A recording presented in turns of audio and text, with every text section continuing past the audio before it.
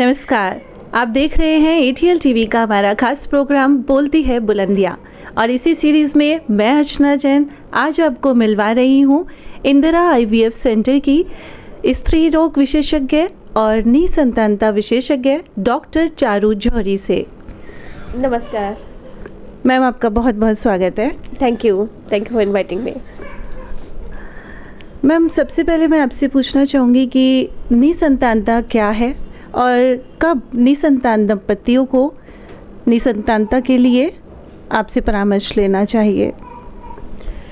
तो निसंतानता बेसिकली मतलब ये है कि अगर कोई कपल 1 साल रेगुलर इंटरकोर्स और ट्राई करने के बाद भी कंसीव नहीं कर पा रहा है तो इसको हम लोग निसंतानता कहते हैं।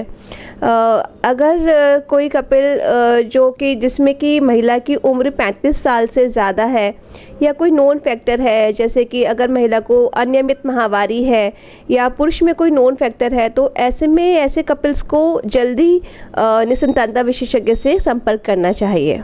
जी, तो मैम आप क्या सोचते हैं कि निसंतानता की मुख्य वजह क्या है? क्या फैक्टर्स इसके लिए जिम्मेदार हैं? देखिए, निसंतानता जो है वो महिला और पुरुष दोनों में से कोई भी कारण हो सकता है निसंतानता का। जनरली क्या होता है, जब पेशेंट्स आते हैं तो ओनली फीमेल पार्टनर या जो महिला है वो संपर्क करने के लिए आती है डॉक्टर से कि बच्चा नहीं लग रहा, हमें इलाज चाहिए।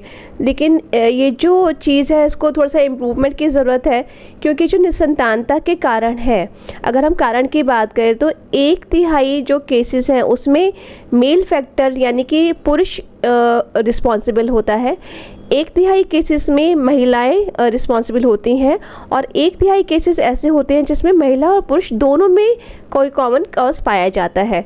तो इसका मतलब ये है कि अगर प्रतिशत वाइज देखें तो लगभग 40 से 50% केसेस में पुरुष भी जिम्मेदार हैं। इसीलिए जब भी निसंतानता किसी कपल को फेस करनी पड़ती है तो हम लोग की एडवाइस यही होती है कि महिला और पुरुष दोनों साथ में कांटेक्ट करें डॉक्टर्स के। और अगर कारणों की बात करें तो जो महिला है उसमें जो मेन कारण है वो है ओवुलेशन डिसऑर्डर्स, जैसे कि अगर जो एग है वो ओवुलेट नहीं हो रहा या अंडा ओवरी से रिलीज़ नहीं हो पा रहा, तो वो ओवुलेशन डिसऑर्डर्स में आते हैं। मेन जो आजकल है इसमें पीसीओडी की समस्या बहुत कॉमन है। उसके अलावा जो फैलोपियन ट्यूब्स हैं महिलाओं की वो ब्लॉक्ड हो सकती हैं, या फिर यूट्रस के अंदर कोई गठान या कोई पॉलिप या कोई जाल हो सकता है जिसके कारण से बच्चा नहीं चिपक रहा हो। इसी तरीके से पुरुष में अगर देखें तो जो पुरुष में हम लोग जो टेस्ट करते हैं उसको हम लोग कहते हैं सीमेन एनालिसिस। तो सीमेन एनालिसिस की जो WHO क्राइटेरियाज हैं उसके हिसाब से अगर पुरुष में जो शुक्राणु हैं उसकी संख्या 16 मिलियन पर ml से कम है तो ऐसे पुरुष जो है वो निसंतानता को जनरली उनको ये प्रॉब्लम होती है कि वो कंसीव नहीं कर पाते। और इसी के साथ अगर जो शुक्राणु हैं उनकी मॉर्फोलॉजी अगर कम है, या मॉर्फोलॉजी यानी जो आकार है वो कम है, तो ऐसे में भी प्रॉब्लम आती है। और इसी के साथ जो मोटिलिटी है, मतलब जो शुक्राणु के बढ़ने की क्षमता है जिसको हम लोग कहते हैं कि प्रोग्रेसिव मोटिलिटी, तो ये भी अगर पुरुष में 32% से कम है तो ऐसे जो पुरुष हैं वो जनरली निसंतानता फेस करते हैं। तो इसीलिए बहुत ज़रूरी है कि महिला और पुरुष दोनों साथ में आगे आए उपचार के लिए। जी, तो मैम ये IVF ट्रीटमेंट जो आप देंगे उसके लिए मतलब उसमें कितनी संभावना रहती है संतान प्राप्ति की और कितना समय लगता है, कितने समय बाद वो लेडी प्रेग्नेंट हो सकती है? देखिए, IVF एक बहुत ही आधुनिक उपचार है, 1978 से काम चल रहा है और इंडिया में भी 1986 में फर्स्ट सक्सेस मिल गई थी। तो तकनीकें बहुत पुरानी हैं, लेकिन क्या हुआ, समय के साथ में तकनीकों में बहुत विकास हुआ है जिसके कारण से सफलता दर अब पहले से बहुत बढ़ी है। तो IVF की जो सफलता है वो 2-3 फैक्टर्स पे डिपेंड करती है। एक तो पेशेंट फैक्टर, मतलब पेशेंट कैसा है। जो महिला की फर्टिलिटी है उसका सीधा संबंध उसकी उम्र से होता है। जैसे जैसे उम्र बढ़ेगी धीरे धीरे जो निसंतानता की समस्या है बढ़ेगी। इसका कारण यह है कि जो महिला है वो एक निश्चित संख्या के एक्स के साथ में जन्म लेती है। तो जैसे जैसे एज बढ़ रही है, ये एग्स पुराने हो रहे हैं, इनमें जेनेटिक चेंजेस आ रहे हैं, साथ ही इनका नंबर भी कम हो रहा है। तो आपने देखा होगा कि 20-30 एज की जो महिलाएं होती हैं वो ज़्यादा आसानी से कंसीव कर लेती हैं, और 35 प्लस में जो कंसेप्शन है यानी जो प्रेगनेंसी है उसमें प्रॉब्लम आती है, और 40 प्लस की महिलाओं में और ज़्यादा समस्या आती है। तो बिल्कुल यही जो फैक्टर है वो IVF में भी मैटर करते हैं। मतलब अगर कोई महिला जल्दी हम लोग के लिए उपचार के लिए आ रही है तो उसके एक्स का क्वालिटी अच्छा होगा, उसका एक्स का नंबर ज़्यादा अच्छा होगा। तो एक तो वो फैक्टर होता है। दूसरा फैक्टर ये है कि किस तरीके की तकनीकें IVF में यूज़ की जा रही हैं। तो आजकल बहुत आधुनिक तकनीकें हैं, जैसे कि आजकल हम लोग ICSI का यूज़ करते हैं। ICSI यानी कि इंट्रासाइटोप्लाज्मिक स्पर्म इंजेक्शन। तो ख़ास तौर से ऐसे पुरुष जिसमें कि शुक्राणु की संख्या कम है, या आजकल जो पेशेंट्स जिसमें एज़ोस्पर्मिया है, मतलब इवन अगर नील शुक्राणु भी हैं, तब भी हम ऐसे केसेस में ICSI के माध्यम से सफल IVF प्रेगनेंसी दे सकते हैं। इसी के साथ ही आजकल ब्लास्टोसिस कल्चर यानी कि हम लोग 5वें दिन का एम्ब्रियो गर्भाशय में छोड़ते हैं, साथ ही लेज़र असिस्टेड हैचिंग करते हैं, और आजकल बहुत एडवांस तकनीकें जैसे आर्टिफिशियल इंटेलिजेंस का भी यूज़ IVF में हो रहा है। तो ऐसे में क्या है, सफलता धीरे धीरे बढ़ी है, और अगर हम लोग अच्छी तकनीकों से, अच्छी क्वालिटी से और पेशेंट स्पेसिफिक अप्रोच रख के काम करते हैं तो 75% प्लस भी सक्सेस मिल सकती है IVF में। और जो रिज़ल्ट्स की बात है तो IVF में जब हम लोग भ्रूण ट्रांसफ़र करते हैं उसके 14 डेज़ बाद में हम लोग बीटा HCG का टेस्ट कराते हैं। मतलब जो प्रेगनेंसी टेस्ट है वो भ्रूण रखने के 14 डेज़ बाद में किया जाता है, और इस समय पे अगर वो पेशेंट प्रेग्नेंट है तो उस समय रिज़ल्ट पता चल जाते हैं कि हाँ, गर्भावस्था ठहरी हुई है। जी। IVF ट्रीटमेंट के लिए कोई ख़ास टाइम या मौसम की भी मैटर करता है कोई? नहीं, IVF में मौसम मैटर नहीं करता, क्योंकि जो IVF की लैब कंडीशंस हैं वो बहुत आइडियल कंडीशंस पे सेट की जाती हैं। अब IVF बेसिकली क्या है? IVF यानी in vitro fertilization. In vitro यानी शरीर के बाहर, और फर्टिलाइजेशन यानी कि निषेचन की प्रक्रिया। यानी कि IVF में हम जो फर्टिलाइजेशन या निषेचन की प्रक्रिया है उसको शरीर के बाहर करते हैं। अब ये जो निषेचन की प्रक्रिया होनी है, इसके लिए हम लोग महिला को माहवारी के दूसरे दिन से कुछ खास इंजेक्शंस लगाते हैं, जो कि हार्मोनल इंजेक्शंस होते हैं अंडों के विकास के लिए। ये जनरली 12 या 14 दिन लगाए जाते हैं। हम लोग फॉलिकल मॉनिटरिंग करते हैं, अल्ट्रासाउंड करके देखते हैं कि अंडे का विकास कैसा हो रहा है। जब अंडे का विकास हो जाता है तो हम लोग एक खास इंजेक्शन लगाते हैं जिसको ट्रिगर कहते हैं, और ट्रिगर के 36 आवर्स के बाद में हम लोग इन अंडों को बाहर निकाल लेते हैं। यानी कि मैंने क्या करा कि जो महिला के एग्स उनको शरीर से बाहर निकाल लिया। इसी समय पे हम लोग पुरुष के शुक्राणु लेते हैं और जो फर्टिलाइजेशन है वो लैब में करते हैं, और एक भ्रूण शरीर के बाहर बना लेते हैं। यानी जो बच्चे के निर्माण की प्रक्रिया है वो लैब में करते हैं। तो लैब की कंडीशंस आइडियल सेट की जाती हैं। तो बाहर का मौसम चाहे कैसे भी हो, चाहे ठंड हो, चाहे बरसात हो, चाहे गर्मी हो, जो लैब कंडीशंस है वो आइडियली सेट की जाती हैं। उस पर गर्मी सर्दी का कोई फ़र्क नहीं पड़ता। एक बार जब वो एम्ब्रियो बन जाता है, इसको वापस हम लोग 5 डेज़ बाद में यूट्रस के अंदर यानी गर्भाशय के अंदर रख देते हैं। तो इसलिए वेदर का कोई फ़र्क नहीं पड़ता। वेदर को मत सोचिए। अगर कंडीशन ऐसी है कि IVF कराना है तो जितना जल्दी ट्रीटमेंट लेते हैं उतनी अच्छी सक्सेस मिलती है। मैम, संतान पाने की एक टेक्निक IUI भी है। हाँ जी। तो इन दोनों में क्या खास अंतर है? IUI जो है वो बहुत ही बेसिक और एक नेचुरल तरीका है बच्चा लगाने का। IUI यानी कि intra uterine insemination. Intra uterine यानी कि गर्भाशय के अंदर, और इंसेमिनेशन यानी कि शुक्राणु को छोड़ देना। IUI में हम क्या करते हैं कि महिला के गर्भ के अंदर पुरुष के शुक्राणु को एक कैथेटर से छोड़ देते हैं। नॉर्मली क्या होता है, जब बच्चा लगता है तो ओवुलेशन के बाद में जो एग रिलीज होता है वो फैलोपियन ट्यूब्स में पहुंचता है, और इसी समय अगर महिला पुरुष साथ में रहते हैं तो जो शुक्राणु होते हैं वो भी नीचे के रास्ते होते हुए इन्हीं फैलोपियन ट्यूब्स में पहुंचते हैं, और नॉर्मल इन फैलोपियन ट्यूब्स के अंदर फर्टिलाइजेशन की प्रक्रिया समाप्त होती है, और जो बच्चा इस तरीके से भ्रूण तैयार होता है वो 5 डेज़ तक इसी फैलोपियन ट्यूब में रहता है, और 5 डेज बाद में नीचे आके वापस बच्चेदानी से चिपकता है। तो IUI में हम क्या करते हैं, महिला को ओवुलेशन के लिए दवाइयाँ देते हैं, मतलब एग्स को निर्माण के लिए दवाइयाँ देते हैं। सोनोग्राफी करके देखते हैं कि एग मैच्योर हुआ कि नहीं।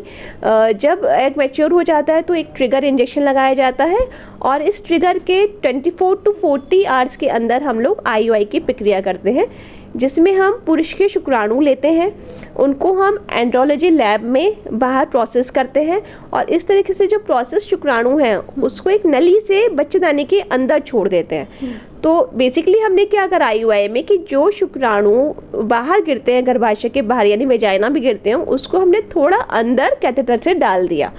लेकिन जो रेस्ट ऑफ द प्रोसेस है वो बॉडी के अंदर एक नेचुरल तरीके से ही होनी है। मतलब जो एग रप्चर हुआ है, जो ओवुलेशन से एग निकला है, वो अपने आप फैलोपियन ट्यूब तक आने वाला है। जो स्पर्म्स मैंने डाले हैं अंदर गर्भाशय के, वो ट्रैवल करते हुए वापस फैलोपियन ट्यूब में पहुंचेंगे, वहाँ निषेचन होगा और वो निषेचन के बाद जो भ्रूण बनेगा वापस नीचे आके चिपकेगा। यानी कि IUI बिल्कुल बेसिक टेक्निक है एक बच्चा लगाने की। लेकिन हाँ, जिन कपल्स में नॉर्मल तरीके से बच्चा नहीं लग रहा और सारे पैरामीटर्स ठीक आ रहे हैं, एग्स अच्छे हैं, ट्यूब्स खुली हुई हैं और मेजर कोई सीमेन एबनॉर्मलिटी नहीं है, ऐसे केसेस में IUI ट्रायल किया जा सकता है। और IUI की जो सफलता दर है करीब 12 से 15% रहती है। तो वो इसलिए क्योंकि एक नेचुरल प्रोसेस है। लेकिन अच्छी बात यह है कि IUI में जिसको सफलता मिलनी होती है जनरली फर्स्ट या सेकंड अटेम्प्ट में मिल जाती है। मतलब IUI अपनी मैक्सिमम सफलता फर्स्ट या सेकंड अटेम्प्ट में देता है। जी, तो यहाँ जानना चाहूँगी मैम कि IVF ट्रीटमेंट से पहले कपल्स को कुछ टेस्ट भी करवाने होते हैं? बिल्कुल, ये बहुत अच्छा क्वेश्चन है। IVF हो चाहे IUI हो चाहे कोई भी फर्टिलिटी ट्रीटमेंट हो, बेसिक इन्वेस्टिगेशंस बहुत ज़रूरी हैं ताकि एक ट्रीटमेंट प्लान पेशेंट के हिसाब से बनाया जा सके। क्योंकि every patient is different, her patient का जो अप्रोच होगा ट्रीटमेंट का वो डिफरेंट होगा। किसी फीमेल में हो सकता है एक्स ज़्यादा है, किसी में कम है, किसी में शुक्राणु की स्थिति हो सकता है बहुत अच्छी है, किसी में कम है। तो जब तक वो टेस्ट हम लोग नहीं परफॉर्म करेंगे पेशेंट स्पेसिफिक ट्रीटमेंट नहीं दिए जा सकते। तो जो IVF में है, क्योंकि IVF में ट्यूब का काम नहीं है तो हम लोग ट्यूब टेस्ट जनरली IVF में नहीं कराते। लेकिन हाँ, जो महिला है उसके एग्स कैसे हैं, उनका नंबर कैसा है, इसके अलावा यूट्रस की कंडीशन कैसी है, यूट्रस में कोई पॉलिप तो नहीं है, इसके लिए हम लोग TVS यानी ट्रांसवाजाइनल सोनोग्राफी करते हैं। फिर महिला की सारी स्थिति समझने के लिए सारे हार्मोनल इवैल्यूएशन किया जाता है, जिसमें थायराइड, प्रोलैक्टिन वगैरह टेस्ट शामिल है। फिर जो एक महिला की जनरल कंडीशन देखी जाती है जिसमें कि CBC, liver function, kidney function, ये सारे टेस्ट में हम लोग IVF से पहले परफॉर्म करते हैं। और पुरुष में मुख्य भूमिका तो सीमेन एनालिसिस की है, लेकिन साथ में जो कोई इन्फेक्शन तो नहीं है उसको रूल आउट करने के लिए कुछ खास टेस्ट भी किए जाते हैं। अगर मेल्स में शुक्राणु कम है तो भी IVF पॉसिबल है? बिल्कुल। आजकल जैसे मैंने आपको पहले ही बताया, ICSI के माध्यम से ऐसे जो पुरुष हैं जिसमें कि शुक्राणु कम है, ऐसे पुरुषों में भी हम लोग उन्हीं के शुक्राणुओं से उनको संतान दे सकते हैं। इवन ऐसे केस जहाँ शुक्राणु नील है, ऐसी कंडीशंस को एजोस्पर्मिया कहते हैं। तो जो एजोस्पर्मिया है यानी शुक्राणु जो नील होना, ये 2 तरीके का हो सकता है। एक होता है ऑब्स्ट्रक्टेड यानी कि शुक्राणु अंदर बन रहे हैं लेकिन कोई ऑब्स्ट्रक्शन है रास्ते में जिससे वो बाहर नहीं आ रहे। और नॉन ऑब्स्ट्रक्टेड मतलब कि शुक्राणु अंदर बनने में ही प्रॉब्लम हो रही है। तो अगर ऐसी स्थिति होती है जहाँ पे शुक्राणु बाहर नहीं आ रहे या थोड़े बहुत भी शुक्राणु बन रहे हैं, तो हम लोग ऐसे में क्या करते हैं कि जो पुरुष है उसके जो टेस्टिस है या एपिडिडाइमिस है, मतलब जो रास्ता है, वहाँ छोटा सा चीरा लगाते हैं और स्पर्म्स को बाहर निकाल लेते हैं। और इस तरीके से जो स्पर्म्स हम लोग को मिल जाते हैं, इनको ICSI के माध्यम से उन्हीं के शुक्राणु से हम जो एग्स निकलते हैं उनको फर्टिलाइज करते हैं। मतलब कम स्पर्म्स या नील स्पर्म के साथ में भी ICSI के माध्यम से अपने ही शुक्राणुओं से पिता बनना संभव है। मैम, एक टर्म है इस फील्ड में, ओवेरियन रिजर्व। हाँ ये जी। क्या है? ओवेरियन रिजर्व एक बहुत ही इंपॉर्टेंट फैक्टर है फीमेल के लिए। तो अभी हम लोग चर्चा कर रहे थे कि उम्र क्यों बहुत इंपॉर्टेंट है महिला की। क्योंकि जब एक लड़की पैदा होती है तो उसके पास एक निश्चित ओवेरियन रिजर्व होता है। मतलब वो एक निश्चित तरीके नंबर के एग्स के साथ में पैदा होती है। अब जैसे जैसे उम्र बढ़ रही है, हर माहवारी के साथ जब एग्स रिलीज होते हैं तो ये प्रक्रिया है, नेचुरल प्रक्रिया है कि एक्स कम होने ही होने हैं, यानी कि जैसे जैसे एक्स कम होंगे फर्टिलिटी भी धीरे धीरे डिक्लाइन होती है। तो ये जो रिजर्व अपने पास, जो महिलाओं के पास जो एग्स रहते हैं, इसको हम लोग ओवेरियन रिजर्व कहते हैं। मतलब जो ओवरी में एग्स अब शेष बचे हैं, जो अभी फर्टिलाइज हो सकते हैं, उसको हम लोग ओवेरियन रिजर्व कहते हैं। और इसके लिए जो सबसे अच्छा टेस्ट है वो है एंटी मुलेरियन हार्मोन। तो हम AMH का टेस्ट कराते हैं, ख़ास तौर से वो महिलाएं जो बार बार दवाइयाँ खा रही हैं अंडा बनने की और बच्चा लगने के लिए, उनको ये टेस्ट ज़रूर कराना चाहिए, ये देखने के लिए कि उनका ओवेरियन रिजर्व कितना है। कई बार रिजर्व बहुत कम होता है और महिलाएं जब बहुत ज़्यादा दवाइयाँ खाती हैं तो ये रिजर्व और ज़्यादा लो हो जाता है, जिसकी वजह से आगे IVF में भी बच्चा लगने में दिक्कत आती है, क्योंकि अल्टीमेटली IVF में भी एग्स चाहिए तभी तो वो फर्टिलाइज होंगे।